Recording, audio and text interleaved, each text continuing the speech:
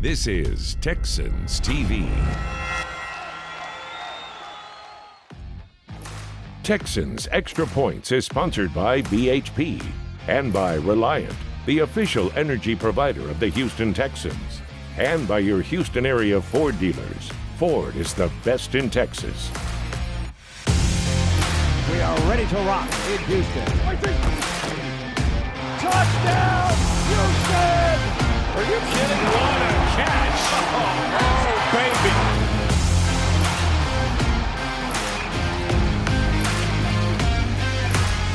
Ho, ho, ho! I'm not Santa Claus, but I am Drew Dougherty, and this is Texans Extra Points. We're ready to have a fantastic and fun show, and helping us with that is the great Wade Smith, Pro Bowl left guard for the Houston Texans, decade or so in the NFL. You doing all right? You want to have some fun today? I'm looking forward to it. Always good to be here with you, Drew. Always good to have you, my friend. Let's talk in just a sec, but first, let's get some news of the week out of the way. Houston Texans going to Jacksonville to take on the Jaguars, and it's the second straight start for rookie Davis Mills. Showed some good, showed some things he needs to work on, and overall, it's number 2 in a row for the young man from Stanford. You know, first of all, did a good job handling stuff in the run game, getting us out of good or bad plays, making some different alerts that we asked him to do. And then as far as play composed in the pocket, made some good throws, particularly on the run. Did a great job on that opening drive, moving down the field. So some definite good things that we're looking to build on. And, hopefully we can just continue to improve at that position. Bombshell news breaking Wednesday night in Jacksonville. The Jaguars fired their head coach, Urban Meyer. Taking over on an interim basis is going to be the offensive coordinator, Darrell Bevell, and the Texans reacted to that news. Speaking as the defensive coordinator, the guy that was going to call the offensive call still is doing that. So it doesn't affect it an awful lot. I think all of us in the profession, we've been in places where firings happen, coaches leave, but eventually, they didn't cancel the game, so they're going to show up, we're going to show up. I think you get down to that. Who's going to run the ball for the Houston Texans? There have been many injuries, guys coming, guys going, and the 5 that were on the original 53-man roster at the start of this regular season, not the same 5 you see now, not even 5 in total. Playing those 2 and having 3 available, is good enough for what we wanted to do moving forward after the break. We just haven't been able to. Well, unfortunately, we're losing Rex in that particular ball game, and not having David up, was a tough deal for us. But what about the actual team the Jaguars will put out on the field against those Texans on Sunday? It's a challenge, the Houston players and coaches say. We just watched film, so we played them the first time. They was good secondary, so we got to come prepared, ready to play this week, and see what happens this weekend. We have to just stay gap sound, and that's kind of what we haven't been doing in the past couple weeks in the run game. So as long as we stay gap sound and we tackle well, I think we can handle the run. Those are your quick hits, the news of the week in Houston Texans land and beyond. Obviously, we got Wade Smith with us. And Wade, we're going to talk a little bit about Urban Meyer and how that affects things, but let's stick with the quarterback, Davis Mills. We're going to get into what he needs to work on, but what did you like that you saw last week and really on the season from this rookie quarterback? Well, you look how he started off the game, 16 for 16, moved the ball up and down the field for the Texans. He was very accurate, very quick with his decisions, and that's what you like to see, and you like the fact that he got Brandon Cooks involved early. You get a guy like Brandon Cooks on your roster that's a tried and true, bona fide starting receiver in this league, number 1 guy. If you're a young quarterback, you want to kind of lean on a guy like that, and so the fact that he was able to do that, that was good to see out of Davis. It really was. It got him involved in a variety of ways, and he was really good after the catch as well. And he's like you say, he's a tried and true vet and pro, and it doesn't really matter who's throwing him the football. The guy produces. So, what do you want to see Davis Mills improve upon? Because still, he's young in his NFL career. Well, you've seen it out of the Texans in general, not just necessarily when he was in the game, but they're struggling in the second half. And so can Davis Mills figure out a way to get the ball moving, convert critical third downs, get them into the red zone, and convert and get points late in ball games? Because in order for Texas to pull out some W's, they're going to have to be consistent for all 4 quarters, and you really haven't seen that yet out of the Texans. And it's an interesting defense he's going to go against because on top of what they're going to see, Now things might be a little differently just from an emotional standpoint because of the news of the Meyer firing, right? Yeah, it's going to affect different players different ways, but for the most part, you usually get a little boost of everything positive within an organization once a change like that gets made, especially under the circumstances that what you're seeing out there in Jacksonville. So you're going to see an excited group out of the Jacksonville Jaguars, and the Texans are going to have to match that intensity. You know, a couple guys who are exciting and excited to play, those rookies. I think they're cornerstones for the future. Brevin Jordan, the tight end, and Nico Collins, the wide receiver. They've started to flash. They've done some nice things. Jordan, great down in the red zone. Nico Collins can do a lot. What do you think about their future and what they might mean to this team, not just now, but down the line? Well, those are guys that you really look at when they were drafted. They got value out of those guys. They were really, more highly touted than when they actually got drafted by the Texans. And so you look at them and say, hey, we're going to take advantage of the fact that these guys are really talented players. They might not have got the accolades coming into the league as maybe they otherwise would have gotten. And now you're taking advantage of that. And Nico Collins, you see him, he's a really good route runner. You see it as a young age that can catch the ball with his hands. He's a really big target, and so it makes it easier for your quarterback, Davis Mills, to hit him. Brevin Jordan, he's a really good athlete. You see him getting open looks and running routes well as well. You want to see those guys continue to be consistent. Any young player on the team, you want to see consistency out of those guys, and you're starting to see that out of both of them. Yeah, they've both echoed what you said, the consistency part. Jordan has talked about, hey, I want to be a 3-down tight end. I want to improve on my blocking. And speaking of blocking, you know a thing or two about that. There's been a lot of different combinations offensive line-wise up front. When you played, you can almost pencil in left to right, Brown, you, Myers, Brizell, and Winston. It's been different for a lot of different reasons. What is the main drawback? What's holding this unit back? Not the offensive line necessarily, but just the blocking up front in the run game. I just think in general there hasn't been much continuity. They've struggled with various running backs being in the game. They've struggled with guys necessarily not coming off the ball and being on the same page, down in and down out. I think there's a level of physicality I think the Texans need to kind of infuse into what they're doing up front, and that'll translate into them having better running lanes. I think overall, you see now that you got Titus Howard playing the left tackle position, and he's starting to get comfortable in that role. Yeah. You're starting to see guys you got Justin Britt back at starting at center. You're getting guys back into their spots and getting into spots that they're getting settled in. Hopefully you can see that translating into a better run game. All right. He's a nice guy, but he had some nasty to him back in the day. He probably still do, but just doesn't come out as much. Speaking of nasty, a guy that the Texans think can be nasty catching the football in the years to come, and we just touched on it a little bit, is Brevin Jordan. So John Harris talked a little bit about one of his touchdowns this week in the Telestrator.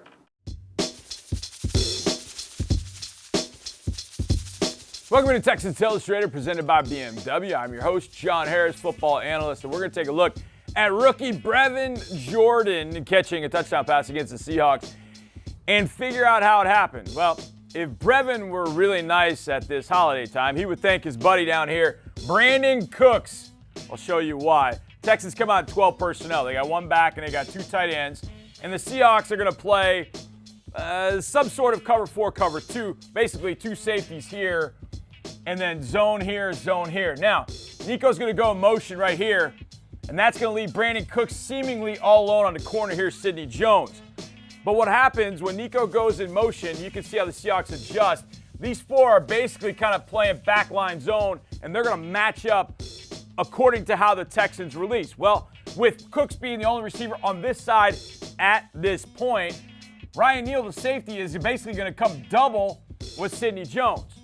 So as I run this, play action, and you see Jones bite, and he knows he's looking at Cooks, so he runs to the spot where Cooks is running to. And there's Jones right there. Well, Quandre Diggs has got his eyes for anything happening here, so Brevin just keeps running. This focus on Brandon is perfect. Now it's just a matter of, can Davis get the ball over all of that? Can he get that ball here? Well, he buys himself some time by moving, and this is what we call managing the pocket. He's not scrambling, he's just moving within the pocket. Certain quarterback that used to play against us did this really well by the name of Tom Brady. This is Davis moving up, and then right here, he's sort of in control. He still doesn't know exactly if Brevin's going to be open, but by moving up and buying time and then getting out, and everything goes this way, he's able to dump that over the top to Brevin, shake a guy, and eventually get it to him. Everybody in this south end zone, including this knucklehead down here, like, hey, he's open. They're all screaming, he's open. Davis found him, touchdown. Excellent job to get the Texans started against the Seattle Seahawks.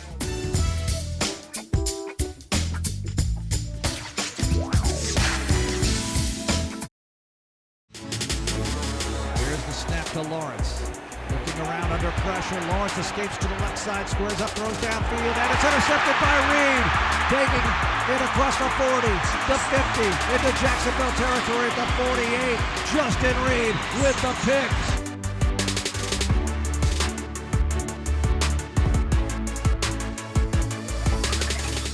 We're back. Texans Extra Points. Drew and Wade here in the Ford Studios. And Wade, we talked a little bit about offensive building blocks right before the break. Defensively, young guys for the future. Who's got you enthused? Who's got you excited? Definitely Jonathan Grenard, Roy Lopez, Ross Blacklock. These are guys that I'm seeing consistently make plays, especially Jonathan Grenard. He's a terror out there on the edge, man. And coming into, he's another guy that got drafted a little bit later than what his production is showing, the caliber player he is. He's what they call a football player. He's not 6'8", he's not, super long, super strong, but he's a football player. He's very instinctual. He gets after the quarterback. He's good in the run game. He's a guy that you can build around. And then you like his attitude. I saw an interview the other day when they're like, the guys that are expected to be back here next year, and he kind of looked like, what do you mean expected to be back here? He has that chip on his shoulder and that mentality of, hey, I got to come to work each and every day. And if you have that mentality, you're going to be successful as long as you match the talent with it. Yeah, it really is kind of crazy. The guy leads the SEC in sacks. He's big enough. He's fast enough. He's strong enough. He's not a freak in any of those, but he hits all the requisites, and he lasted that long. You're seeing why the Texans snapped him up when they did. How do they attack Trevor Lawrence? What do they need to do? Because he'll turn the ball over. You just saw it in the last week, 4 second-half interceptions. What do they need to do against this guy? Well, you got to understand, Trevor Lawrence is the guy that stirs a drink out there in Jacksonville, and he's a rookie. And rookies, and they're giving him a lot more a leash than a lot of quarterbacks you might see. They understand that he's going to be the franchise guy there going forward. And so they're opening up the playbook for him. And so you have to take advantage of that. A lot of times rookies see ghosts. A lot of times rookies, their pocket presence isn't as good. And so up front, those front 7 guys, those front 4 guys especially, have to get after the quarterback. There've been a lot of struggles out there in Jacksonville with their offensive line.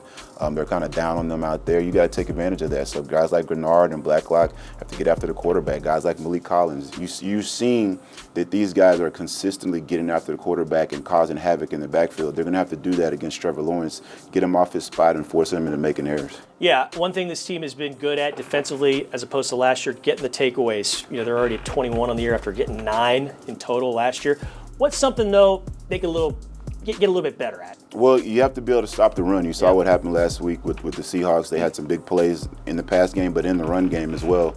And you look at Jacksonville, they have a guy like James Robinson there who he has not gotten the carries that you would have thought going into the season. I don't know if that's because of, an issue with Urban Meyer. He's not going to be there this week. Maybe that opens up more opportunities for him, and he's a heck of a running back. And so you're going to have to slow a guy like that down. Yeah, over 4 yards a carry. He's been very consistent in that regard. He leads them per carry. Carlos Hyde, the old Texan who had his best year in the NFL here, cracked the 1,000-yard mark back in 2019. He's been getting a lot of carries too. You wonder, like you mentioned, do the dynamics shift with the head coach? I kind of think they will. I'm guessing they will. So Texans are certainly prepared for that as well. Earlier this week, Wade, some news here and abroad. The Texans and Mexico in a deal marketing-wise. This franchise is going to get to do some more marketing, kind of sponsored by the NFL, and it's very likely that the next international game the Texans play going to be back in Mexico City. So with that in mind, got a little bit of Texans trivia. Houston's played overseas twice or abroad twice. Where was it and who did they play? We'll have that answer later on in Texans Extra Points. Stick with us.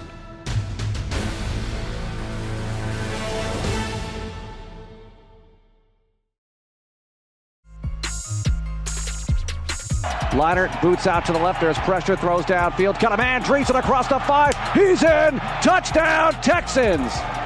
Joel Dreesen with the reception off the arm of Matt Leinart. We're back on Texans Extra Points. Drew Dougherty and Wade Smith. And Wade, you were in that game. Matt Leinart did throw a touchdown for the Houston Texans. Schaub had exited a week or so before. Kind of makes you wonder what would have happened had Matt Leinart stayed healthy the rest of that way. What do you think? I don't know. It was weird having a left-handed quarterback. That was the first time in my career I ever had that. Yeah. Did it change what you had to do? It didn't really, but I don't think we had enough opportunity to actually see if it would have made a difference. But it was just kind of awkward. Yeah, it was. It's one of the many what ifs from that entire season. Yeah. Check out the clincher. It's a really cool video on HoustonTexans.com. He and I were just talking about. He's in it. It's really good. But Wade, we were talking a little bit about James Robinson and how he can run the ball. Rest of that offense, what have you seen from Jacksonville this year as far as what they do well and what they really don't do? Obviously, they turn the ball over too much, but what can they hurt you with? Well, they have a lot of talented players out there. They just haven't been consistent at all, and I don't know if that's just because of all the chaotic things that are going on behind the scenes or if guys have started to fall off, but you're incorporating a rookie quarterback. Everything starts with Trevor Lawrence. You got a guy like Laviska Shenault that is a really talented guy and has shown that he can be very successful in this league, but this year it hadn't really translated. James Robinson, you mentioned Carlos Hyde earlier, these guys that can get after it. But you just haven't seen the consistency. But when they're good, they look good. You see what they did against the Buffalo Bills earlier this year. They're a team that's talented enough, good enough that can come out and beat you. And so the Texans are going to have to be on their A game defensively to slow these guys down. Yeah, the Texans had their signature win against the Tennessee Titans, beating a good team and getting a win. When you're 2-11 and you're facing another team that's 2-11, you've got a lot of similarities there. You're not the same, but there are some similarities. You're kind of a mirror image in a lot of ways. What other similarities have you seen from this bunch? Well, you're seeing a lot of new guys that are getting a lot of playing time on both rosters. You're seeing both. You see now you have both rookie quarterbacks playing, Davis Mills versus Trevor Lawrence. Offensive line issues. Anytime that you're not successful as an offense, it usually boils down to some pretty similar things. You struggle up front a little bit. You're not running the ball as well as you would like. These are things that are common for teams that are 2-11 and are kind of struggling. And they're both wanting to get right. These guys want to win more than everything because they understand that this game is week to week and year to year. And if you're not having successful film out there, you're not going to last. And so I'm looking forward to see how intense this ball game is going to be because these guys want to go out there and get a W. Getting a coaching change like this, is it kind of like a vitamin B shot?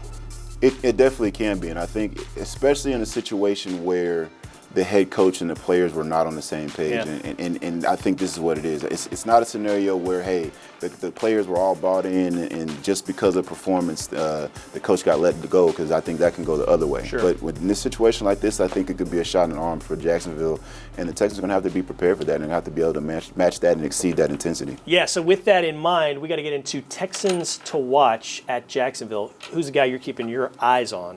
Definitely Nico Collins. Yeah. He's a guy that I love his size. I love his route running, catching the ball with his hands. Last week he had 5 catches for 69 yards, I believe it was. The more targets he gets, the more opportunities he gets, the more opportunities he's going to be able to make plays. And I love the idea of him getting opportunities in the red zone. He's a big target.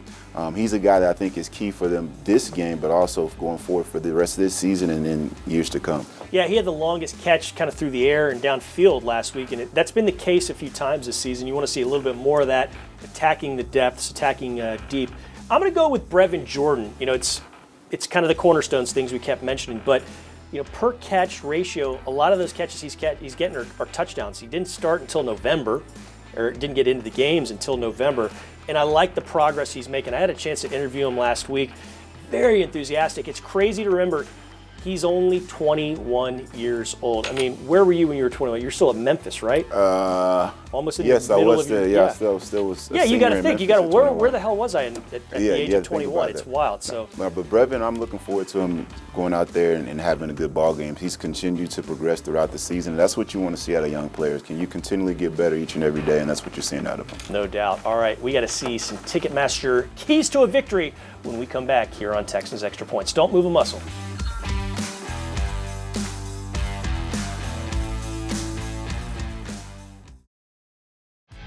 Texans Extra Points has been sponsored by BHP, by Reliant, the official energy provider of the Houston Texans, and by Cigna, together all the way.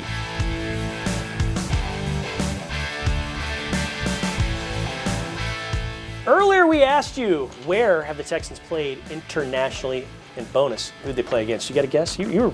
I believe they played in Mexico and in London. For sure they played against the Raiders. I can't remember who they played against in London. Was it This Jaguars? very team, the Jaguars. Yeah, it was a big win. Big fun time in 2019. The Mexico game, that was 2016 against the Raiders and Derek Carr. Okay, we got to get into keys to a victory. It's the Ticketmaster keys to a win. What 2 things must the Texans do to walk away with win number 3? I think first and foremost, offensively in the second half of the ball game, I got to see that the Texans go out there, move the ball, and get points and get in on multiple possessions. It's very difficult to win and compete at this level if you're only a first half team. I need to see the Texans put it together offensively first and second half. And then the second key to the game, I believe, is you got to slow down James Robinson. I really feel like the Jacksonville is going to come out and run the football and try to get after the Texans. I think they're going to be smarter about what they're doing as far as putting so much on Trevor Lawrence's plate. And the way that you can help a young quarterback is by running the football. Yeah. Robinson, I think that's a guy, and they've seen what happened last week against the Seahawks. They feel like there's probably something that they can exploit with the Texans. The Texans have to be ready and be able to slow down the run game. I like those. Those are good. Two good keys. Mine, first one, kill hope early. That's what you did against them in week 1. That's a different bunch, both sides of the field, but get up on them like they did. 14-0 when you were here at NRG Stadium. Then you were able to run the ball almost 40 times on the day and kill clock and all that. And then the second one, get picks. I normally say win the turnover battle. Get picks, rattle Trevor Lawrence, and get after him. Make him make mistakes and make it easy for you. And hey, you can get that 3rd win of the season and walk out of Jacksonville, or fly out of Jacksonville victorious. It's good seeing you. Merry Christmas. Come back in the new year. Sound good? Of course. Always good to be with you, Drew, and Merry Christmas to you. Thank you, Wade. Thank you to all of you. We will be back next week. It's going to be an awesome Christmas night, Christmas edition of Texans Extra Points. Same time, same place. So until then, get your Christmas shopping done, and we'll see you soon.